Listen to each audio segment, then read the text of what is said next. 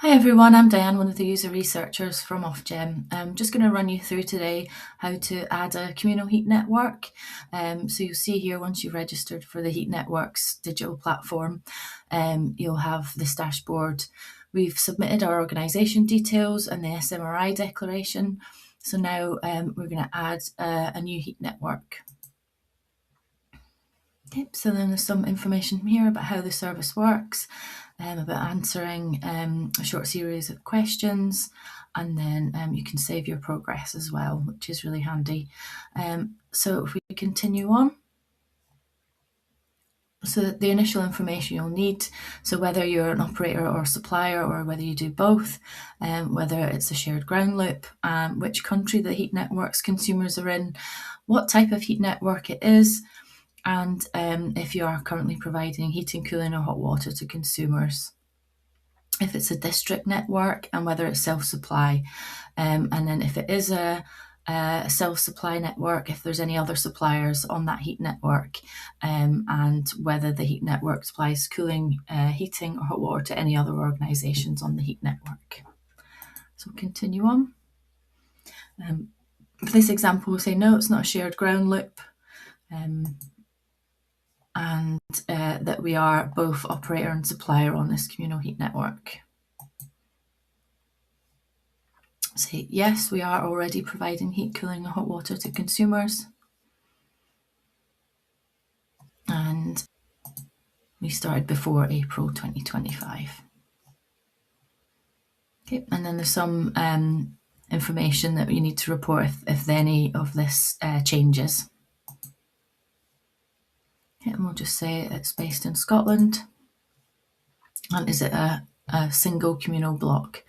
And there is help here about what we mean by this as what's an energy centre. So we'll say yes, it is a single communal block. Okay, and we'll just put in the postcode.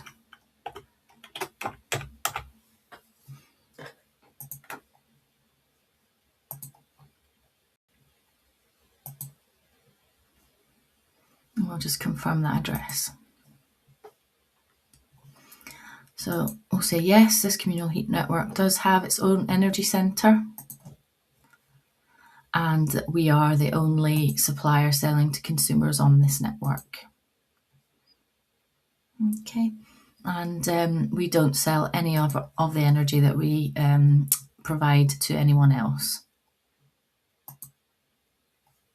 And we'll just give this heat network a name.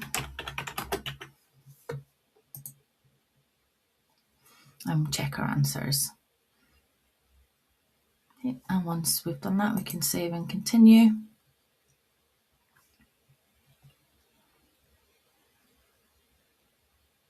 And then it opens up some extra areas to fill in. So we'll just go into the technical information. And then here it's asking what types of heating, cooling and hot water it supplies, if it provides heating, hot water, and what the capacity is, if it provides cooling, what the cooling capacity is, and what type of technology it has the largest proportion of heat energy. So we'll go here. So we'll just say this is space heating. And the kilowatts here. And we'll say that it's a gas boiler that provides the energy here. Okay, so there's a quick check your answers. And then we'll move on to customers and metering. Okay, so we need to know here whether the organisation started supply heating, cooling or hot water on or after the 1st of April 25, whether it has domestic and non-domestic customers, whether it's an industrial network, if you have any small businesses or micro businesses, any prepayment meters installed, and whether you use a metering billing agent.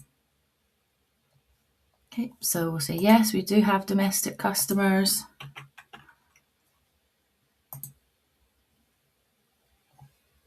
Okay, I'll say yes, we can have some non-domestic customers on this one as well. And then we've got, are there any small businesses? So I'll say yes. Any micro businesses? We'll say yes. Okay, how many customers on the network have prepayment and meters installed? So we'll say some of them do. And do we use a metering and billing agent? And we've got help here. Who's the metering and billing agent? So we'll say yes. Okay, and then we've got a check your answers page. So save and continue on that one. And then it's opened up consumer protections and billing.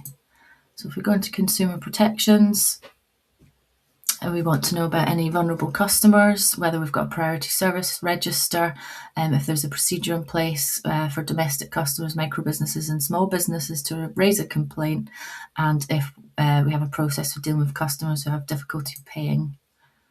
So we'll continue on. So say yes, we do. And we've got 2 vulnerable customers on this network.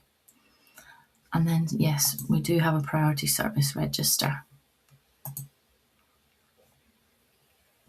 And we have a procedure in place for complaints. And we do have a process in place for dealing with customers and payment difficulties. Okay, and then we've got another check your answer page here. And we've got billing now to complete.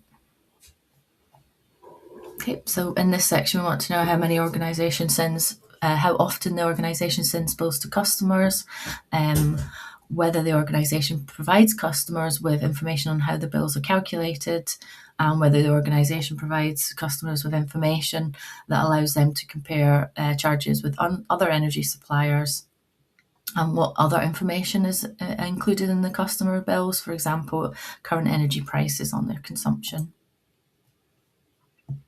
Okay, so let's say we do a quarterly bill on this heat network.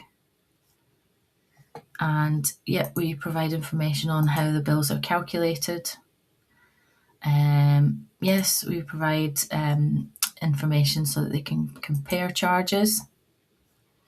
And then there's a select box. So if we include current energy prices, information on their consumption, year on year where available, and any contact information for organisations that provide energy efficiency measures, or any kind of organisations that provide support.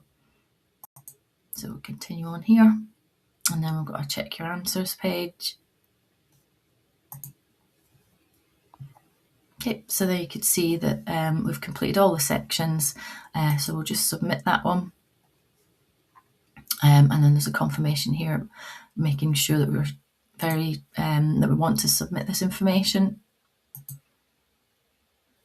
Okay, and then we've got our confirmation that that's been submitted, and our authorization ID, and we'll also send an email with that. If we go back to the portal here, we can see that we've added this heat network.